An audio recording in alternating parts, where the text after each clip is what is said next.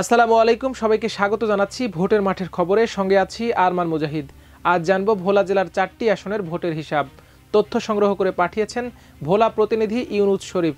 ত্রয়োদশ জাতীয় নির্বাচন ঘিরে প্রাকৃতিক গ্যাস সমৃদ্ধ জেলা ভোলায়ও বইছে ভোটের হাওয়া। 7টি উপজেলা নিয়ে গঠিত 4টি সংসদীয় আসন। 1984 সালে জেলা ভাগ হওয়ার পর থেকে এখানে আধিপত্য ছিল আওয়ামী লীগ ও জাতীয় পার্টির। এরপর ধীরে ধীরে সেখানে ঘাঁটি গাড়ে বিএনপি। মাঝে 15.5 বছর রাজত্ব করেছে আওয়ামী লীগ। এবার নিজেদের হারানো কেল্লা পুনরুদ্ধারে ব্যস্ত বিএনপি। অন্যদিকে নতুন করে স্বপ্ন বুনছে জামায়াতে ইসলামী, বাংলাদেশ জাতীয় পার্টি, ইসলামী আন্দোলন ও নাগরিক পার্টি। এর মধ্যে বিএনপির একাধিক মনোনয়ন প্রত্যাশী থাকায় নেতারা তাকিয়ে আছেন কেন্দ্রের দিকে, চালাচ্ছেন নানাভাবে লবিং তদবির। আর বেশ আগে একক প্রার্থী ঘোষণা করায় প্রচারে এগিয়ে রয়েছে জামায়াত নেতারা। শুরুতে জানবো ভোলা 1 তথা সদর আসনের কথা। বিএনপির ঘাঁটি হিসেবে পরিচিত এ আসনে দীর্ঘদিন দলটির নেতারা নির্বাচনে ছিলেন না। আন্দোলন সংগ্রামে সক্রিয় থাকলেও জোটগত কারণে মনোনয়ন পেয়ে এমপি হন বিজেপির চেয়ারম্যান ব্যারিস্টার আন্দালিব রহমান পার্থ। এবার ভিত্তি পুনরায় দখলে মরিয়া বিএনপি নেতারা। মাঠ দখলের জন্য প্রার্থী হতে চান জেলা বিএনপির আহ্বায়ক সাবেক পৌর মেয়র গোলাম নবী আলমগীর। এখন পর্যন্ত তিনি দলটির একক মনোনয়ন প্রত্যাশী।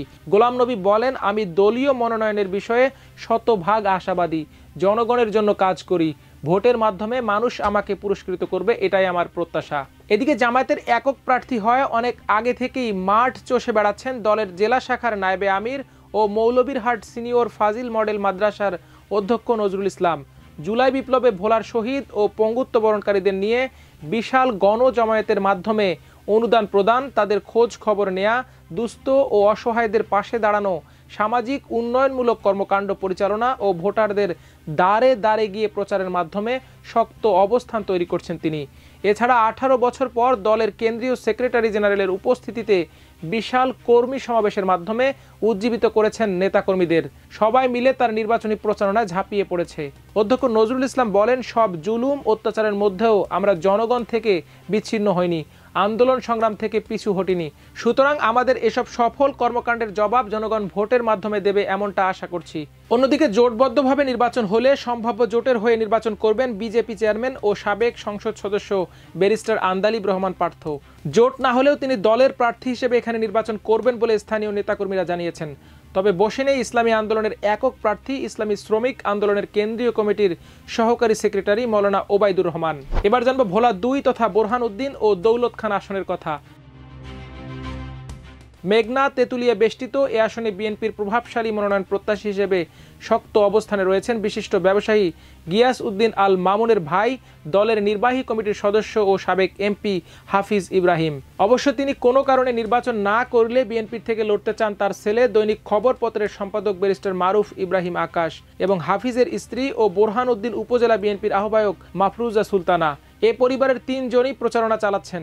হাফিজ ইব্রাহিম বলেন, আমি এই আসনকে বিএনপির ঘাঁটিতে পরিণত করেছি, তাই এখানে দলীয় প্রার্থী হিসেবে আমাকে মনোনয়ন দেওয়া হবে বলে আমি দৃঢ় বিশ্বাস করি। তবে কোনো কারণে আমি নির্বাচন না করলে আমার ছেলে ব্যারিস্টার মারুফ প্রস্তুত আছে। এছাড়া বিএনপির মনোনয়ন প্রত্যাশা করছেন সহকারী অ্যাটর্নি জেনারেল ও সুপ্রিম কোর্ট আইনজীবী সমিতির কার্যকরী কমিটির সদস্য এবিএম ইব্রাহিম খলিল। এ আসনে নতুন করে আধিপত্য বিস্তারে শক্তিশালী প্রার্থী দিয়েছে জামায়াত। দলের সাবেক জেলা আমির, ভোলা দারুল হাদিস কামিল মাদ্রাসার সাবেক সহকারী অধ্যাপক ও জামায়াতের কেন্দ্রীয় গবেষণা ইউনিটের সদস্য মুফতি মৌলানা ফজলুল করিমের নাম আগেই প্রার্থী হিসেবে ঘোষণা করায় এগিয়ে রয়েছেন প্রচারে। মৌলানা ফজলুল বলেন, সন্ত্রাস, চাঁদাবাজ মুক্ত, সাম্য ও আইনের রাষ্ট্র প্রতিষ্ঠার লক্ষ্যে আমি এ আসন থেকে প্রার্থী হয়েছি। আশা করছি এ আসনের মানুষ আমাকে চিনতে ভুল করবে না। তাদের সমর্থনের মাধ্যমে আমাকে বিজয়ী করে বাসযোগ্য ভোলা গঠনে সহায়তা করবেন। তবে তৎপরতা নেই ইসলামী আন্দোলন, গণ অধিকার পরিষদ, এনসিপি ও এবি পার্টির। দর্শক, এবার জানবো ভোলা 3 তথা লালমোহন ও তজুমউদ্দিনের কথা। লালমোহন ও তজুমউদ্দিনের মাটি মেজর হাফিজের ঘাঁটি এলাকায় এমন কথা প্রচলিত আছে। 1986 থেকে 2001 সাল পর্যন্ত জাপা স্বতন্ত্র ও বিএনপি থেকে বারবার জাতীয় সংসদে প্রতিনিধিত্ব করেছেন মেজর অবসরপ্রাপ্ত হাফিজ উদ্দিন আহমেদ বীর বিক্রম। 2008 সালে আসনটি নিয়ন্ত্রণে নেয় আওয়ামী লীগ। এবার আসনটি পুনরুদ্ধারের চেষ্টা করছেন বিএনপির স্থায়ী কমিটির সদস্য মেজর হাফিজ। আওয়ামী দুঃশাসনের আমলে এলাকায় তেমন পদচারণা ছিল না মেজর হাফিজের। গত 5 আগস্টের পর নির্বাচনের প্রস্তুতির অংশ হিসেবে প্রচারে সরব আছেন তিনি। দলের হেভিওয়েট নেতা হওয়ায় তিনি মনোনয়ন পাবেন বলে দৃঢ় বিশ্বাস নেতাকর্মীদের। মেজর হাফিজ বলেন, আমি বিএনপির মনোনয়ন পাওয়ার বিষয়ে আশাবাদী। যে এলাকার মানুষ 6 বার আমাকে সংসদ সদস্য বানিয়েছে সে এলাকার মানুষ এবারও আমার জন্য আপ্রাণ চেষ্টা করবে।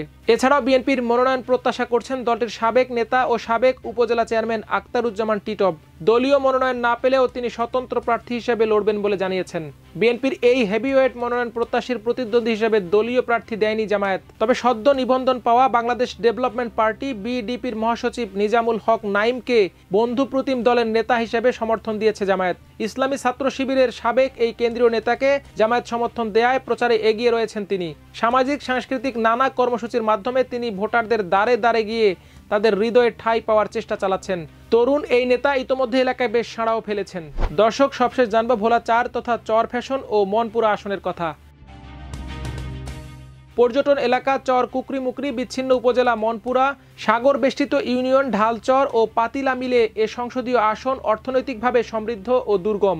জেলা ভাগ হওয়ার পর 1 দশক রাজত্ব করেছে জাপা ও আওয়ামী লীগ। পরে 1996 সালে বিএনপির প্রার্থী ও ছাত্রনেতা নাজিম উদ্দিন আলমের হাত ধরে এলাকাটি জাতীয়তাবাদীদের ঘাঁটিতে পরিণত হয়। নাজিম উদ্দিন বলেন, আমি দলের দুর্দিনে স্বৈরশাসককে উপেক্ষা করে নেতাকর্মীদের পাশে ছিলাম। এজন্য আগামী দিনে বিএনপি আমাকেই মনোনয়ন দেবে এবং আমাকেই তাদের পছন্দের মানুষ হিসেবে বেছে নেবে দৃঢ় বিশ্বাস করি। এছাড়াও বিএনপির মনোনয়ন প্রত্যাশা করছেন যুব দলের সাধারণ সম্পাদক নুরুল ইসলাম নয়ন। তাকে জেলা বিএনপি ও অঙ্গ সংগঠনের পক্ষ থেকে সম্প্রতি বিশাল গণসংবর্ধনা দেওয়া হয়েছে। তারা দুজনেই হেভিওয়েট নেতা হওয়ায় এলাকায় পড়েছে নেতিবাচক প্রভাব। চরমে পৌঁছেছে দলীয় কোন্দল।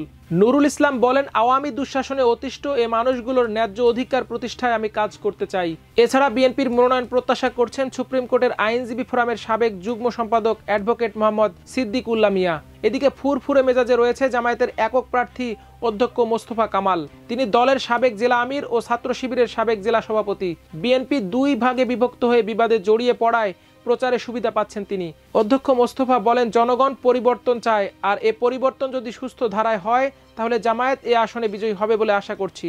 সাধারণ ভোটাররা বলছেন, দলীয় কোন্দলের জেরে সাধারণ মানুষের জীবন দুর্বিষহ হয়ে উঠেছে। এছাড়া টেন্ডারবাজি, দখল ও চাঁদাবাজির কারণে জুলাই বিপ্লবের পরও জনগণের মধ্যে স্বস্তি ফেরেনি। তাই আগামী নির্বাচনে যারা এসব অপকর্মের ঊর্ধ্বে থাকবেন তাদেরকেই ভোট দেওয়া হবে। দর্শক, আজ এ পর্যন্তই। আগামীকাল জানবো কক্সবাজার জেলার কথা। সে পর্যন্ত সবাই ভালো থাকুন, সুস্থ থাকুন, থাকুন আমার দেশের সঙ্গে। আল্লাহ হাফেজ।